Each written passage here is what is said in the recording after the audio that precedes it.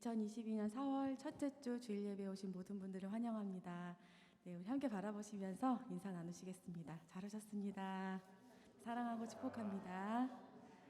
네, 오늘도 새날을 주신 주님께 감사하며 우리가 주님의 보좌 앞으로 더 가까이 나아가기를 원합니다.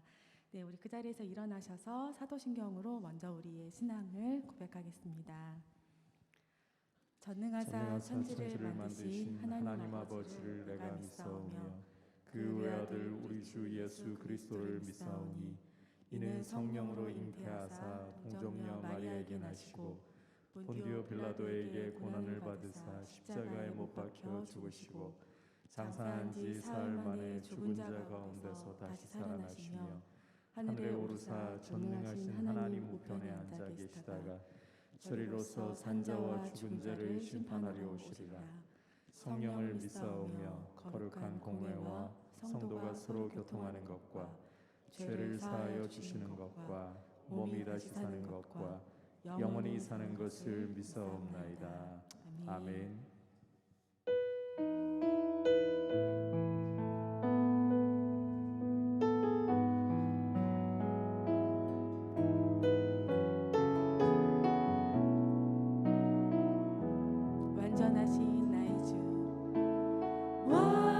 완전하신 나의 주 의의 길로 날 인도하소서.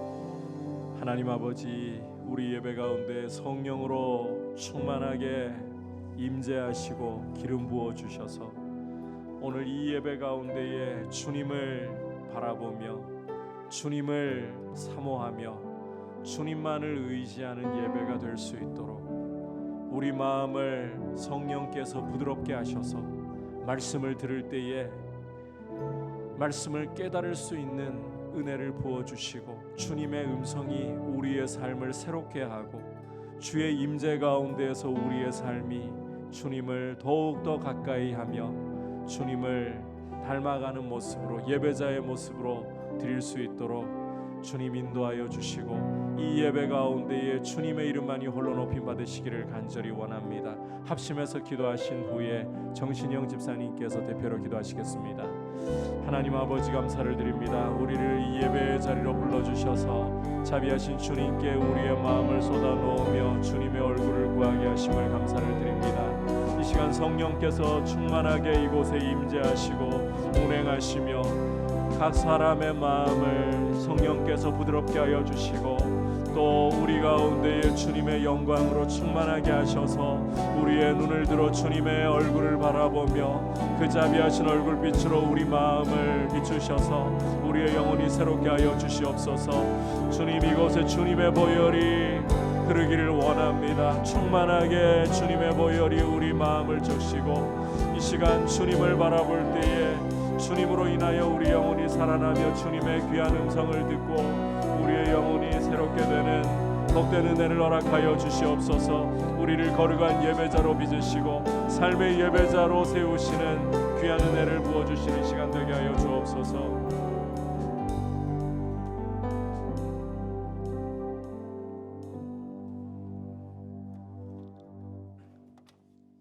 사랑과 은혜가 풍성하신 하나님 아버지, 오늘도 예배의 자리에 나와 경배와 찬양을 드리게 하심을 감사드립니다. 주님께서 저희를 대신하여 당하신 버림과 배신, 수치와 조롱, 고난과 죽으심으로 인하여 저희가 생명을 얻었으니 무한 감사드립니다. 주님께서 친히 받으신 모든 순환 속에서 주님의 영광을 보게 하시고 저희도 주님의 고난의 길을 영광스럽게 걸어가게 하옵소서. 지난 한 주간 삶도 돌이켜보면 우리들의 생각과 말과 행동이 하나님의 뜻에 어긋나는 일들이 많았음을 고백합니다. 이 시간 십자가 보혈로 씻어주시고 성령님의 도우심 속에서 용서의 확신과 새 힘을 주옵소서.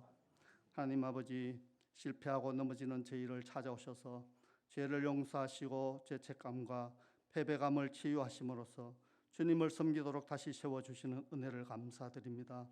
주님의 용서하는 은혜를 경험하고 주님을 사랑함으로 주님께서 맡겨주시는 일을 잘 감당하는 민들의 성도들 다 되게 하여 주옵소서. 우리들 가족 가운데 입대하여 수고하는 형제들이 있습니다. 불꽃 같은 눈으로 지키사 늘 강건케 하시고 더욱더 주님을 의지하게 하옵소서. 또한 외국에 나가 있는 형제들이 있습니다. 지켜주옵소서. 타문화권의 장벽을 넘어서 수고하는 선교사들과 그의 가족들을 지켜주옵소서.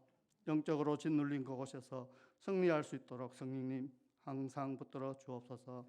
말씀을 들고 서신 박창규 목사님 능력을 다하셔서 주의 말씀을 온전히 선포할 수 있도록 성령님 함께 하옵소서. 예수님의 이름으로 기도드립니다.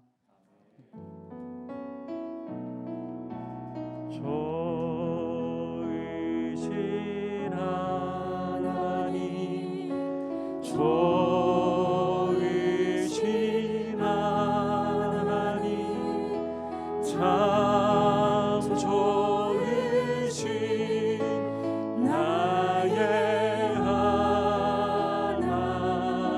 하나님 우리의 기도를 응답해 주시는 우리의 기도를 응답해 주시는 참 좋으신 나의 하나님.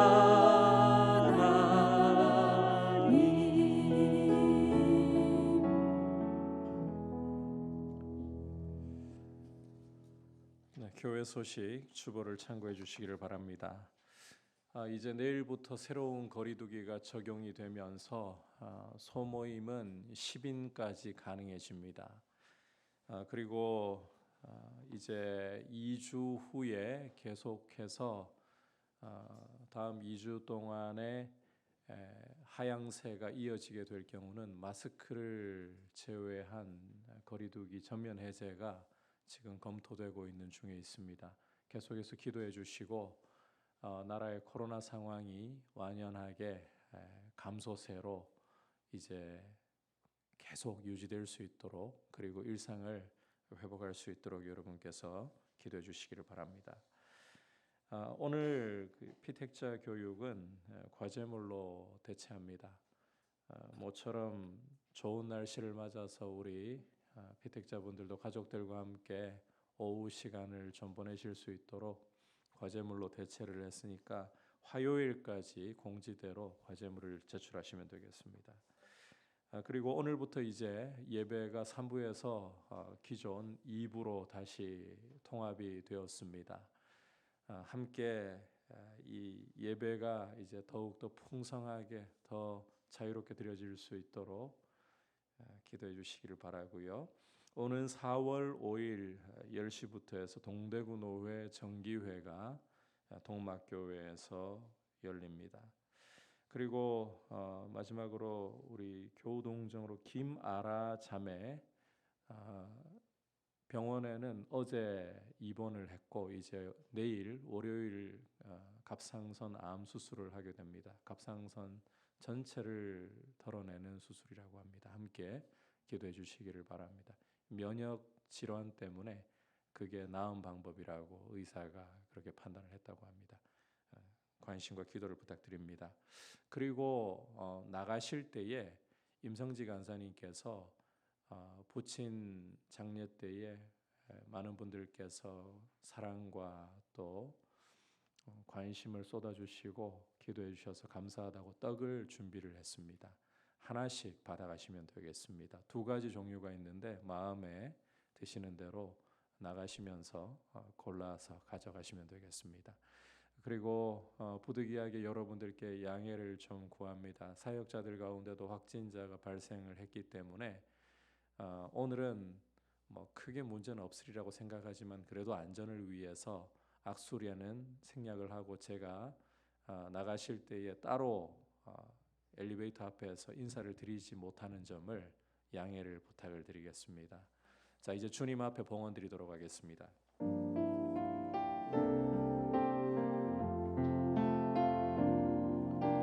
나의 생명을 드리니 주 영광 위하여 사용하옵소서. 내가 사는 날 동안에 주를 찬양하며 기쁨의 제물 되리. 나를 받아 주소서.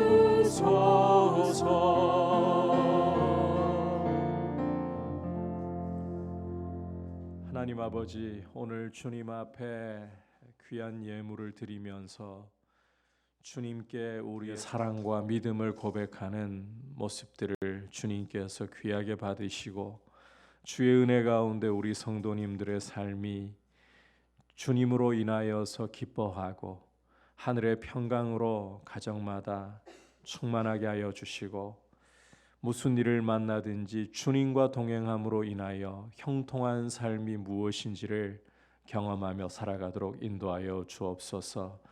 주중에 유난히도 코로나 확진자가 많이 우리 성도님들 가운데 발생했습니다. 건강을 잘 회복할 수 있도록 지켜주시고 나라가 이제 일상을 회복하기 위한 본격적인 발걸음을 내딛고 있습니다. 주의 은혜 가운데에 감소세가 확연해지고 이어질 수 있도록 인도하여 주옵소서. 모든 영광을 주님께 드립니다. 예수님의 이름으로 기도드립니다. 아멘. 할렐루야. 오늘 주시는 하나님의 말씀은 로마서 7장, 신약성경 로마서 7장 14절에서부터 25절까지의 말씀입니다. 한 절씩 교독하시겠습니다. 우리가 율법은 신령한 줄 알거니와 나는 육신에 속하여 죄 아래에 팔렸도다.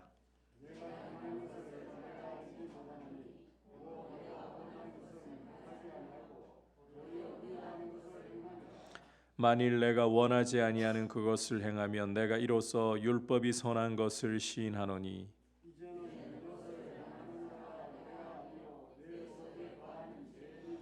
내 속 곧 내 육신에 선한 것이 거하지 아니하는 줄을 아노니 원함은 내게 있으나 선을 행하는 것은 없노라.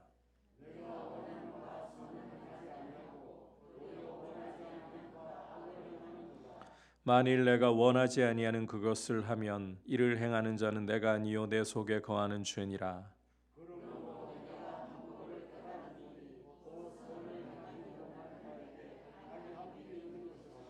내 속 사람으로는 하나님의 법을 즐거워하되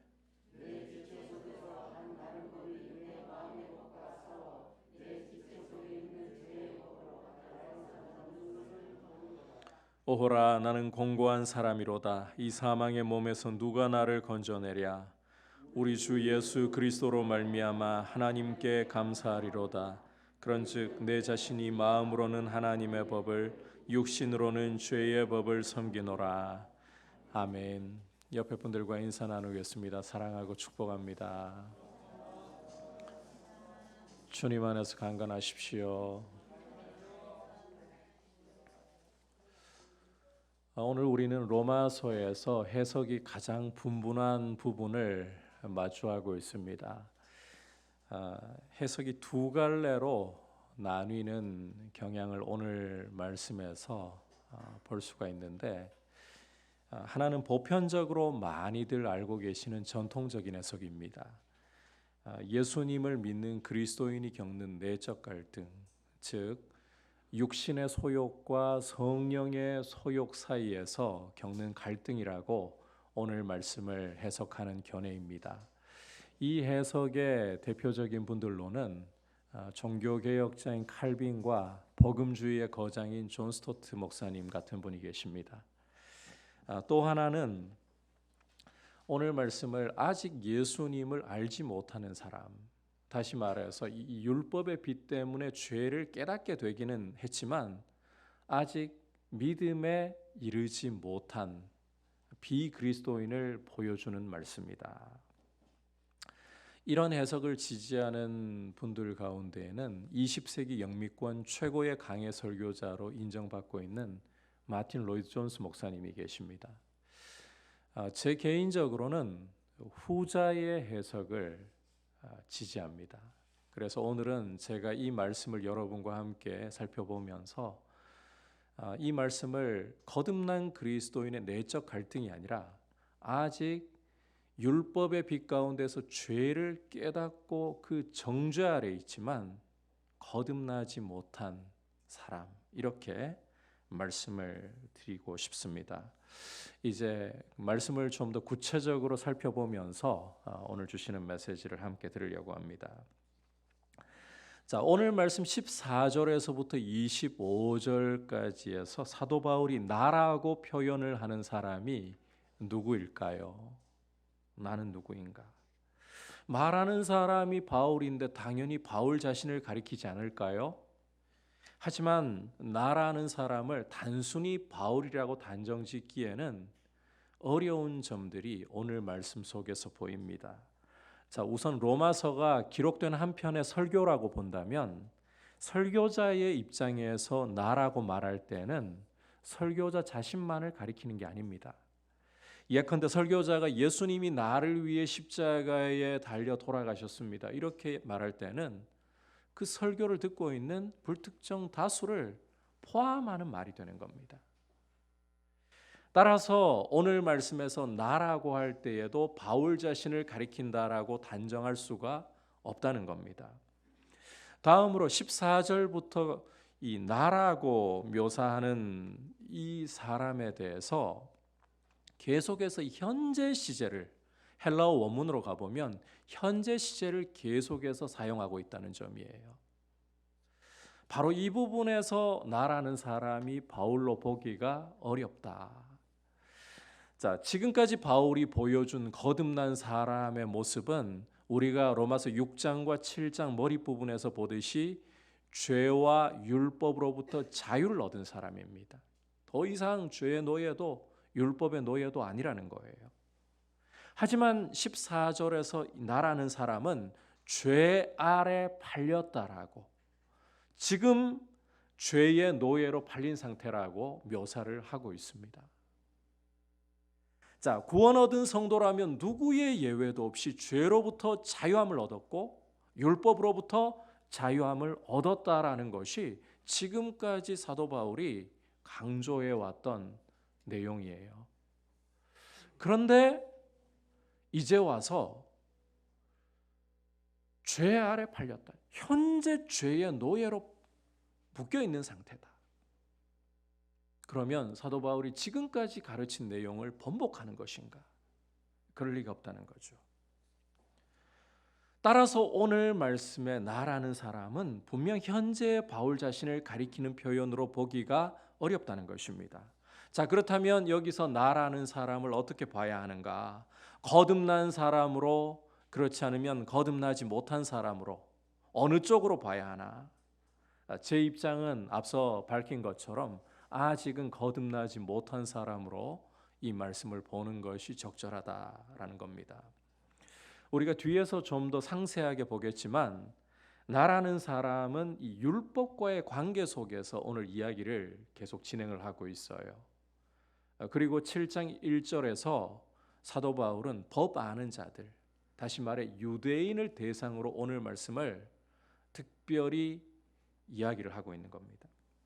이런 정황을 볼 때 나라는 사람은 율법의 빛 가운데에서 죄를 깨닫게 되었지만 아직까지는 이 율법의 지배를 벗어나지 못한, 그 정죄 아래에서 비참함을 경험하고 있는 비그리스도인이다.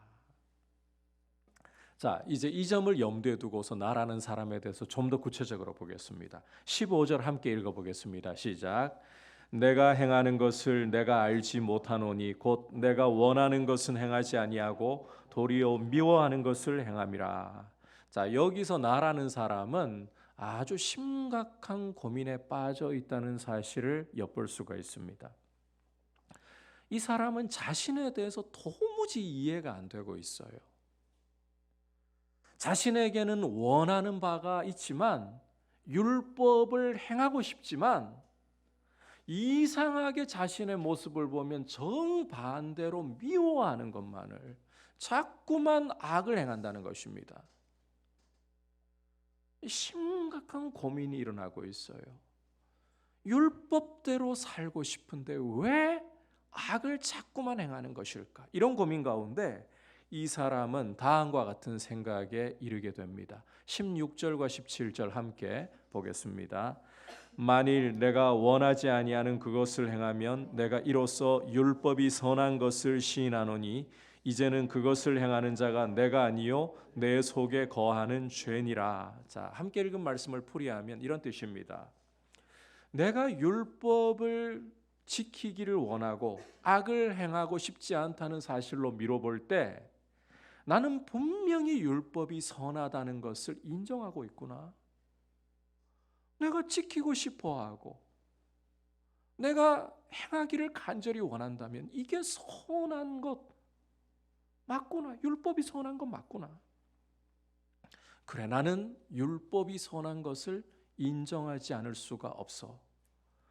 그런데 나는 왜 그 선하다고 인정하는 율법을 지키지 않고 자꾸만 원치 않는 죄를 행하려고만 하는 걸까? 자, 이런 고민 속에서, 이런 깊은 고민 속에서 나라는 사람은 자신의 문제가 외부에 있는 것이 아니라 바로 자기 속에 있다는 것을 발견합니다. 내 속에 거하는 죄니라. 다시 말해 이 사람은 자기 속에서 죄라는 심각한 문제를 발견했다는 거예요. 여기서 우리가 잠시 죄에 대해서 한 가지 중요한 점을 좀 짚고 갈 필요가 있습니다.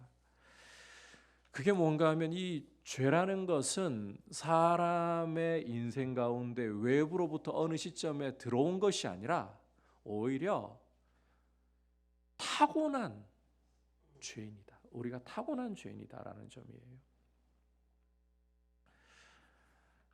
죄라는 것은 우리 안에 있는 것이고 절대 우리와 분리할 수 없는 우리의 일부입니다.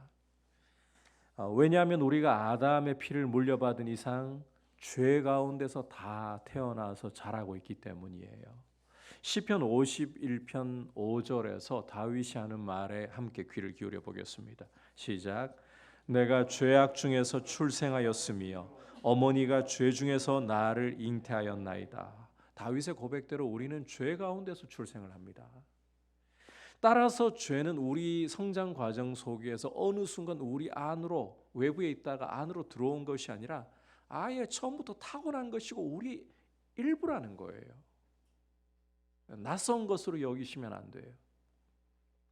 이 사실을 기억하는 게 굉장히 중요한 것은, 안 그러면 우리는 자꾸만 이 죄 지은 것에 대해서 남 탓, 환경 탓, 마귀 탓, 그러면서 자기 탓은 하려고 하지 않기 때문입니다.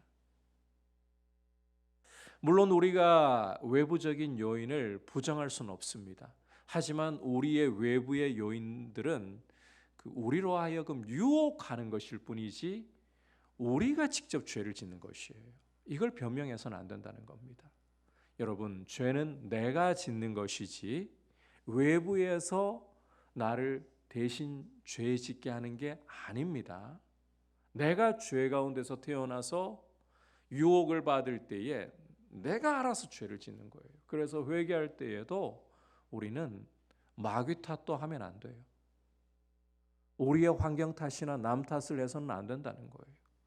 내가 하나님 앞에 죄를 저질렀습니다. 문제는 내 안에 있다는 거예요. 이제 다시 본문으로 돌아와서 나라는 사람은 이처럼 자기 속에 있는 죄를 깨닫기 시작한 거예요. 따라서 이 사람은 이제 18절과 같은 결론에 이르게 됩니다. 함께 18절 읽어보겠습니다. 시작. 내 속 곧 내 육신에 선한 것이 거하지 아니하는 줄을 아노니 원함은 내게 있으나 선을 행하는 것은 없노라. 자, 함께 읽은 말씀에서 나라는 사람이 필연적으로 이룰 수밖에 없는 결론은 내 속에는, 내 육신에는 선한 것이 아예 없다는 거예요. 선에 대해서 원함만 있을 뿐 실제로 선을 행할 능력이 조금도 없다. 그러니까 이 사람은 자기 속에 있는 죄의 힘과 권능에 대해서 본격적으로 깨닫기 시작하게 된 것입니다. 자기 속에 있는 죄가 선을 행하고 싶은 소원을 완전히 압도해버리고 있고, 자신은 죄의 힘에 눌려가지고 아무리 길을 쓰고 노력을 해본들 죄에게 계속해서 사로잡혀 있는, 죄의 노예 상태가 되어 있는 이런 일을 피할 수가 없다는 것입니다. 중요한 것은 이 사람이 경험하고 있는 이 현상이 그저 일시적이거나 어쩌다가 한 번씩 일어나는 간헐적인 현상이 아니라는 거예요. 21절부터 23절까지 한 목소리로 보겠습니다. 시작. 그러므로 내가 한 법을 깨달았노니 곧 선을 행하기 원하는 나에게 악이 함께 있는 것이로다. 내 속 사람으로는 하나님의 법을 즐거워하되 내 지체 속에서 한 다른 법이 내 마음의 법과 싸워 내 지체 속에 있는 죄의 법으로 나를 사로잡는 것을 보는도다. 자, 함께 읽은 말씀에서 나라는 사람은 21절 다시 한번 보여주시겠어요? 내가 한 법을 깨달았노니, 한 법을 깨달았노니라고 말씀을 하고 있습니다. 그러니까 지금 자기 속에서 일어나고 있는 이 모든 현상을 가리켜서 하나의 법이라고 부르고 있다는 거예요. 여기 법으로 번역한 헬라어가 노모스라는 단어인데 원래는 율법으로 보통 번역을 합니다. 그런데 여기에서는 법칙, 원리로 번역을 한 거예요. 법칙이나 원리라는 것은 어쩌다 한 번씩 일어나는 일을 가지고 표현하는 게 아닙니다. 현상이 계속해서 일정하게 반복될 때 법칙 혹은 원리라고 부르는 거예요. 그러니까 이 매번 선을 행하고 싶은 소원이 있어도 늘 악이 함께 있다는 거예요. 그리고 이 악이, 이 죄가 선을 행하기 원하는 소원을 완전히 압살해버리고 죄의 노예로 자기를 사로잡아 버린다. 이것은 애쓰고 피해보려고 아무리 몸부림쳐도 절대로 할 수 없는 법칙이라는 것입니다. 따라서 이 사람은 이제 다음과 같은 탄식을 터뜨리지 않을 수가 없는 것입니다. 24절 함께 보겠습니다. 오호라, 나는 곤고한 사람이로다. 이 사망의 몸에서 누가 나를 건져내랴. 자, 여기 이 곤고한이라고 번역한 원문의 표현은 완전히 파산한 상태를 가리켜요. 비참한 상태를 가리키는 데 쓰는 표현입니다. 잠시 비참하다 마는 것이 아니라 완전히 파산을 당해서 비참함이 계속 이어질 수밖에 없는 상태. 선을 행하기를 원하지만 죄에게 사로잡혀서 노예가 되어서 악을 계속해서 행할 수밖에 없는 이런 사람의 탄식인 거예요. 아무리 몸부림쳐도 선을 행하고 싶은 소원이 일어날 때마다 악에게 완전히 압도당해서 죄에게 완전히 사로잡혀서 계속해서 노예가 되는, 오호라, 나는 곤고한 사람이로다. 그런데 여러분, 바로 이런 비참한 사람이 과연 거듭난 그리스도인일 수 있는가? 이것은 바울 자신의 모습도 거듭난 그리스도인의 모습일 수도 없다는 겁니다. 하지만 갈라디아서 5장을 읽으면서 어떤 분들께서는 이런 질문을 가지실 수도 있을 것 같습니다. 갈라디아서 5장에서 이 육체의 소욕과 성령의 소욕 사이에서 갈등하고 있는 것을 말씀을 하는데, 이 갈등은 거듭난 사람의 갈등 아닙니까? 맞아요. 갈라디아서 5장에서 보여주고 있는 갈등은 분명히 거듭난 사람의 갈등입니다. 성령의 소욕과 육신의 소욕 사이의 이 갈등은 절대로 비그리스도인이 아니라 그리스도인의 갈등이에요. 갈라디아서 5장에서는 그 점에 대해서는 여러분께서 한치 의심도 가지실 필요가 없습니다. 이 갈등이라는 요소 때문에 갈라디아서 5장과 오늘 이 로마서 7장에 굉장한 혼동을 가지실 수가 있다고 생각합니다.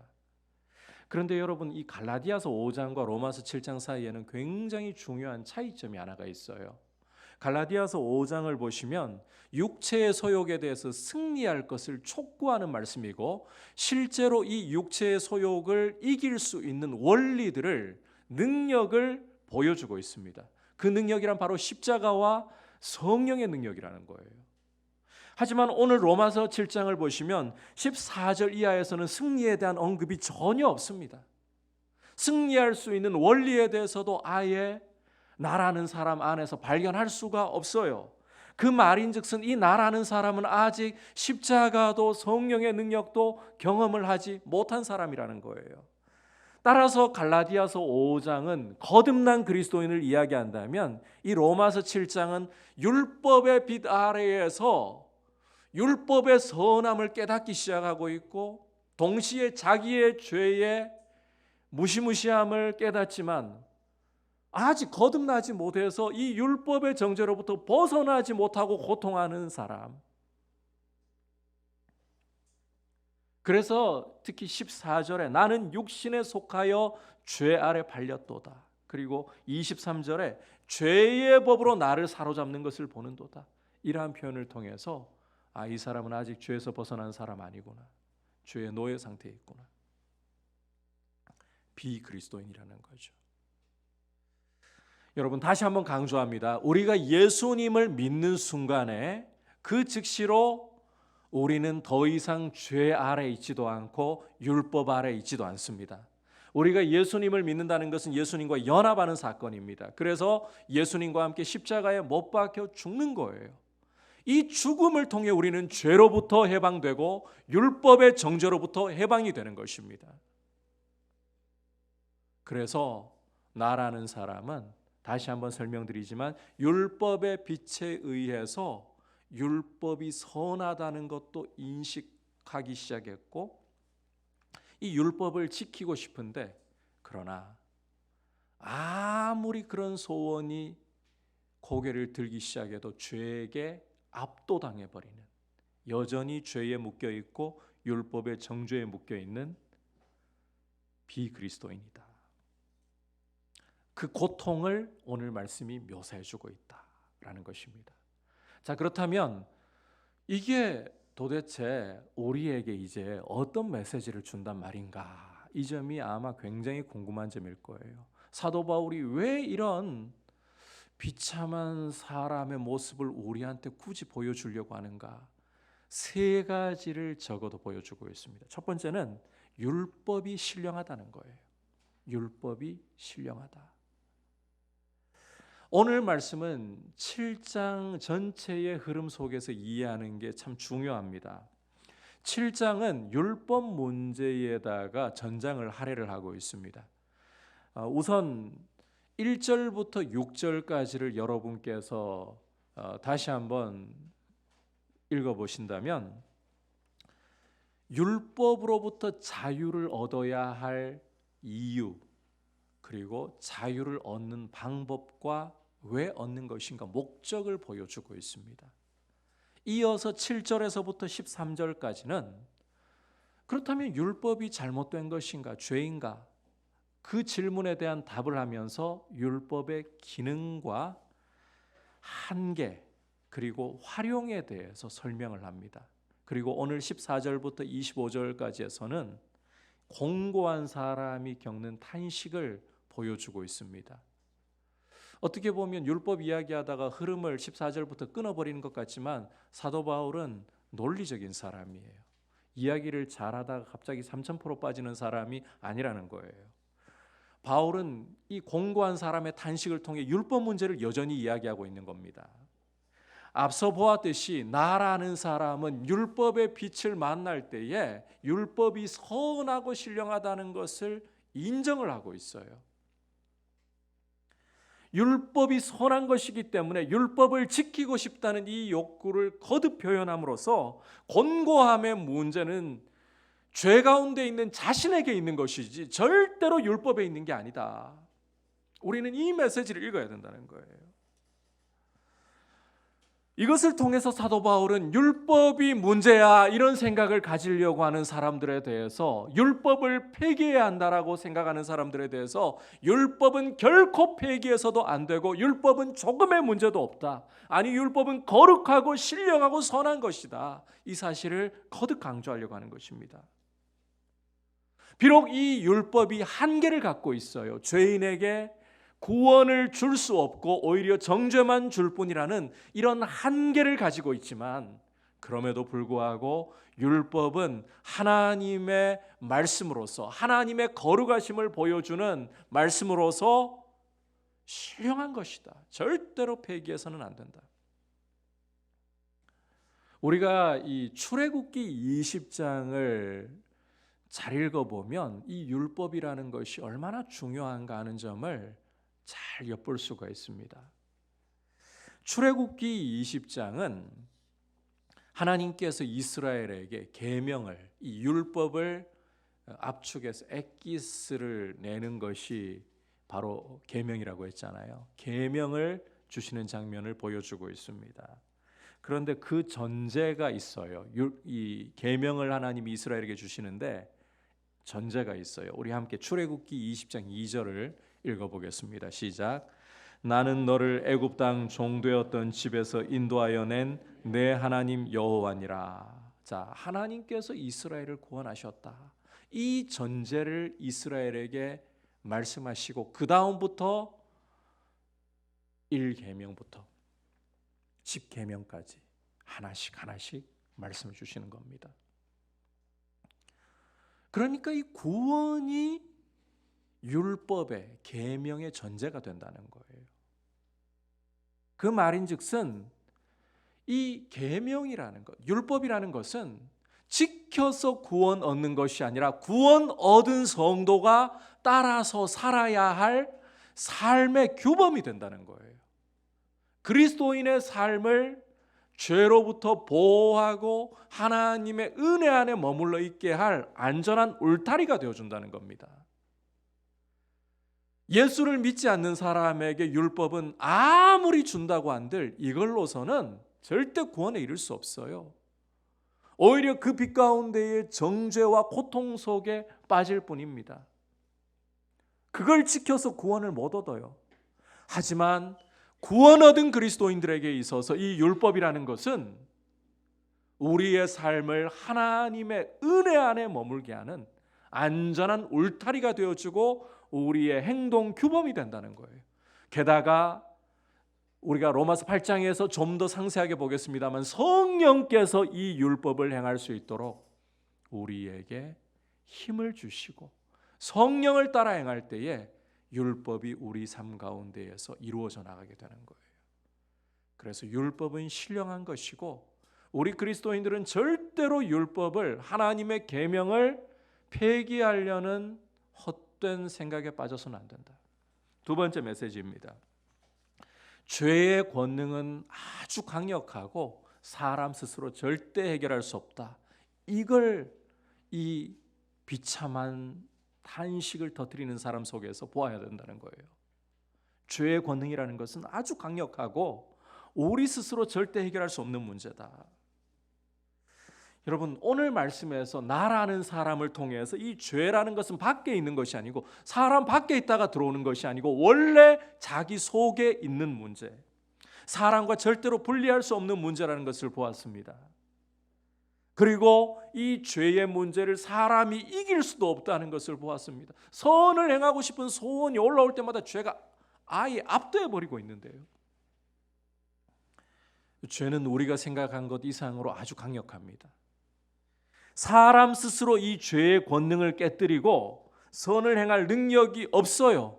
선을 행하고 싶은 소원을 가질 수 있다 하더라도 빛이 비치면, 율법에 빛이 비치면 선을 행하고 싶은 소원이 일어날 수 있다 하더라도 죄에게 압도당해 버리는 겁니다. 그 소원마저도 압도당해 버리는 거예요. 게다가 이것은 오늘 이 나라는 사람을 통해서 본 것처럼 어쩌다가 한 번씩 발생하는 문제가 아니라 법칙이에요. 예수를 믿지 않고서는 절대로 죄를 스스로 해결할 수가 없다는 거예요. 우리 안에 원래부터 선한 게 없다. 이걸 우리가 알아야 한다는 겁니다. 따라서 오호라 나는 공고한 사람이로다. 이 사망의 몸에서 누가 나를 건져내랴. 이것은 소수의 유별난 사람만이 터뜨릴 탄식이 아니라 인간 본연의 탄식이라는 거예요. 우리가 이 정도로까지 깊게 탄식을 경험하지 못했다 할지라도 우리 속에 어쩔 수 없이 파묻혀 있는 탄식. 비록 뼈저리게 경험하지 못했다 해도 여러분, 이 탄식이 우리 속에 근본적으로 있는 탄식이라는 것을 인정하면서 이 점에서만큼은 우리가 분명해야 합니다. 우리 스스로는 절대 구원을 얻을 수 없다. 아무리 양심적으로 선하게 살려고 하고 도덕적으로 깨끗하게 몸부림을 쳐보려고 애쓴다 해도 절대로 우리는 자신을 구원에 이르게 할 힘이 없다. 죄가 우리의 일부이고 우리를 압도해버리기 때문에. 자, 따라서 이제 마지막 메시지이자 사도 바울이 오늘 말씀에서 정말 강조하고 싶은 메시지입니다. 구원의 길은 오직 하나, 예수 그리스도 이름밖에 없다는 거예요. 여러분, 오늘 말씀은 참 분위기 자체가 어두워요. 선을 행하고 싶은데 그냥 죄의 노예로 팔려가 버리고 있어요. 게다가 어쩌다 한번 이런 일이 일어나면 좋겠는데 그것도 아니고 법칙이 되어버리고, 그래서 오호라 나는 공고한 사람이로다. 스스로는 절대로 이 문제를 해결할 수가 없어서 절망 속에 빠져 있는 모습이에요. 그런데 바로 이런 상황 속에서 어디를 둘러봐도 빛이 보이지 않는 이런 절망이라는 어둠 속에서 한 줄기 강력한 빛이 비치고 있습니다. 바로 25절 말씀입니다. 함께 읽어보겠습니다. 시작. 우리 주 예수 그리스도로 말미암아 하나님께 감사하리로다. 간결하지만 짧은 이 말씀 속에서 우리의 유일한 구원의 길이 무엇이냐? 이 절망을 주는 율법의 정죄로부터, 이 절망을 주는 죄로부터 벗어날 수 있는 유일한 길이 무엇이냐? 바로 우리 주 예수 그리스도의 이름이라는 거예요. 아무리 죄의 안개가 짙고 죄의 결박이 강력하다 할지라도, 우리 스스로는 결코 이 결박을 깨뜨릴 수 없다 할지라도, 율법의 정죄가 아무리 우리를 올가매고 우리를 비참하게 만들어버린다 할지라도 예수 그리스도 그 이름을 믿기만 하면 아무리 강력한 죄의 사슬도, 아무리 냉엄하고 우리를 비참하게 찌르는 율법의 정죄도 더 이상 우리에게는 힘을 쓸 수가 없고 다 풀어진다는 거예요. 여러분, 예수 그리스도의 이름을 믿을 때에 그 이름이 우리에게 영광스러운 구원을 주는 줄 믿습니다. 그 이름 안에서 우리는 더 이상 죄의 노예가 아닌 거예요. 마귀가 여러분들에게 와서 또 죄를 지었잖아, 또 실패했잖아, 그러면 너는 죄의 종인 것 아니야 라고 말할 때에도 여러분 안에 예수님의 이름이 있고 여러분 안에 성령님이 함께하고 계신다면 마귀에게 담대하게 선언을 하십시오.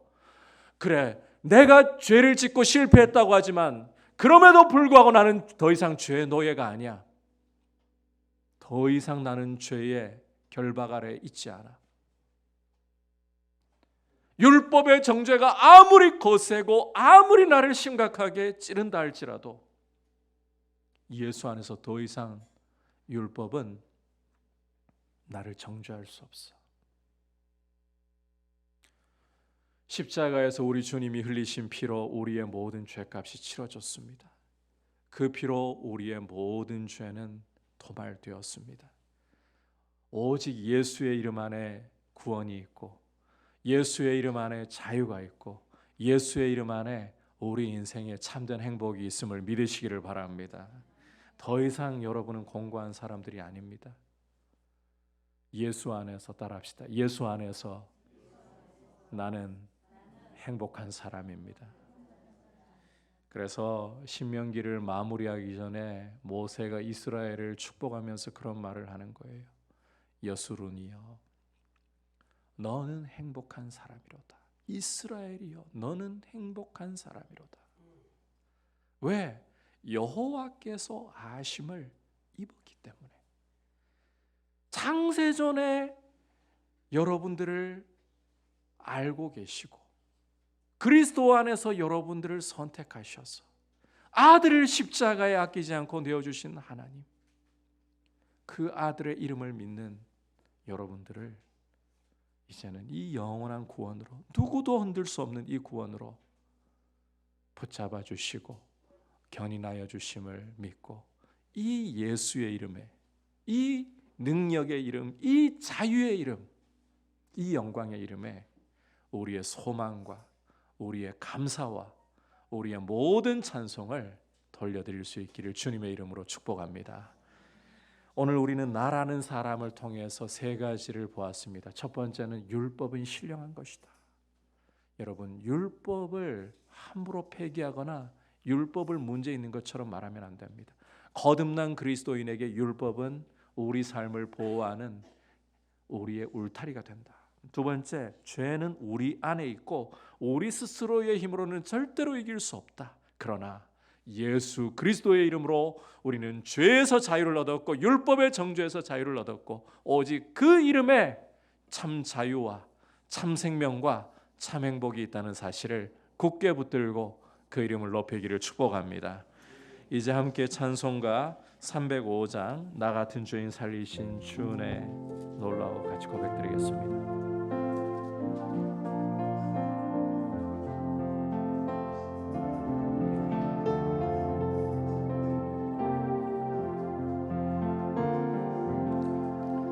나 같은 죄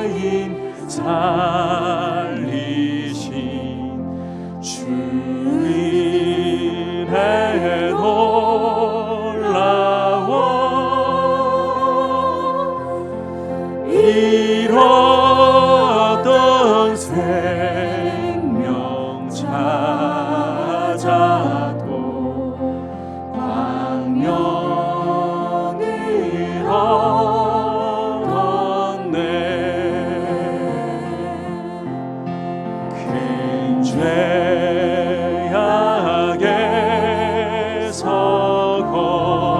건지신 주인의 고마워. 나 처음 믿은 그 시간 귀하고 귀하다.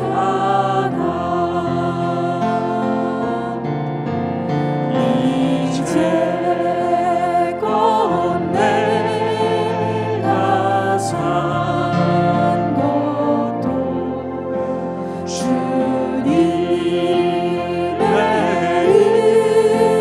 은혜라. 또 나를 장차 본향에 인도해 주시리.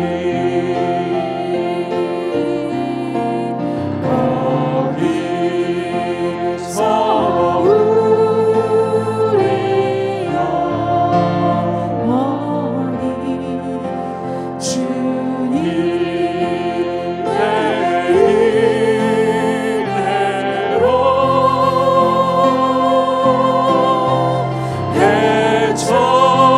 해처럼 밝게 살면서 주 찬양하리라.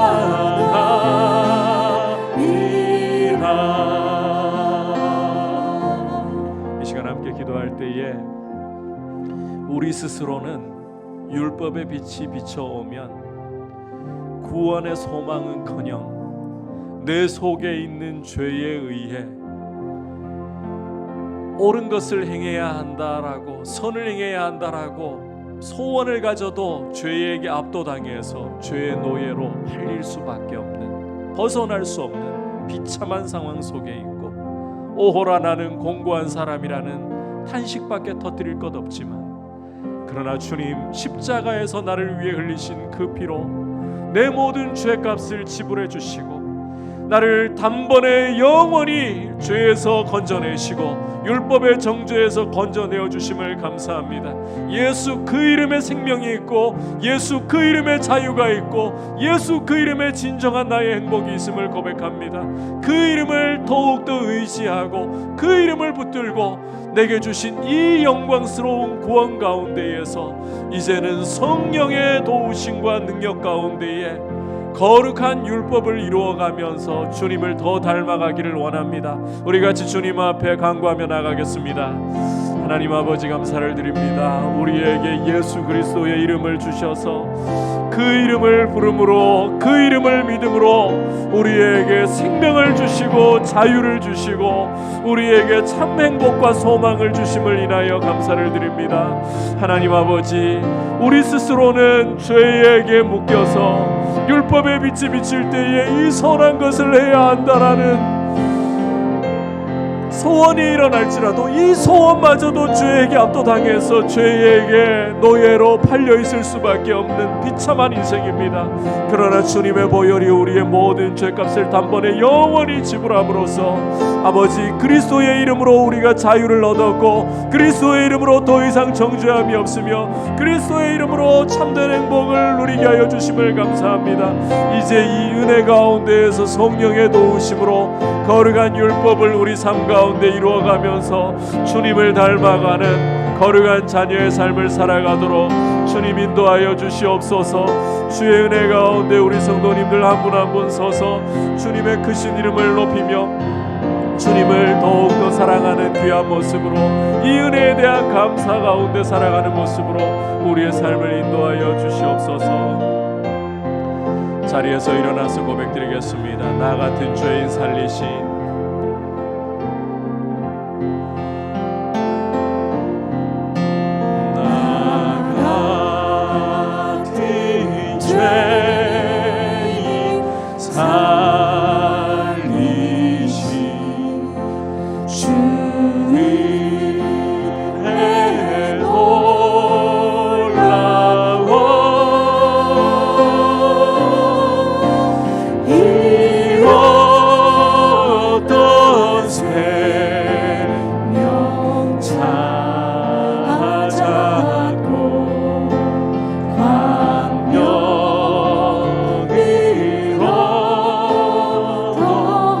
거기서 우리 영원히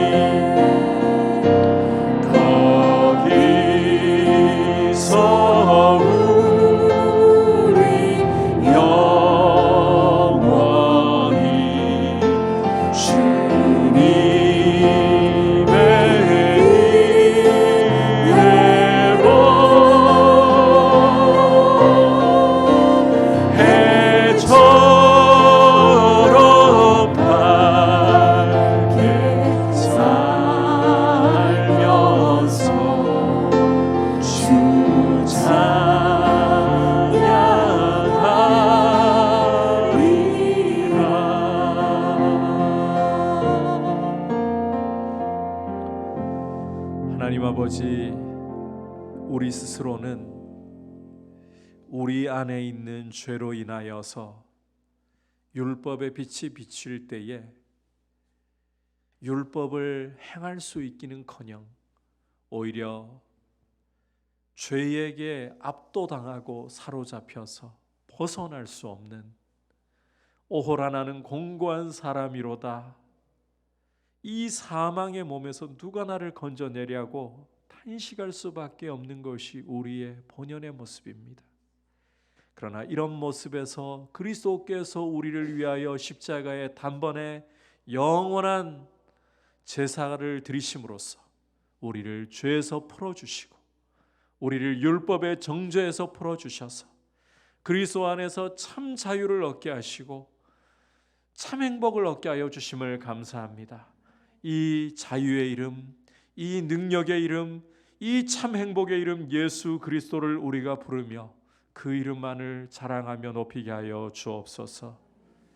우리 주 예수 그리스도의 크신 은혜와 하나님 아버지의 지극하신 사랑과 성령 하나님의 감화감동 충만하게 하시는 은혜의 역사가 예수의 이름 안에 참 자유와 참 행복을 발견하며 이제는 구원받은 자녀로서 거룩한 율법을 삶에서 이루어가기를 원하는 모든 주의 백성들 위해 열방을 섬기시는 선교사님들 위해 이제부터 영원토록 함께 계시기를 간절히 축원하옵나이다. 아멘.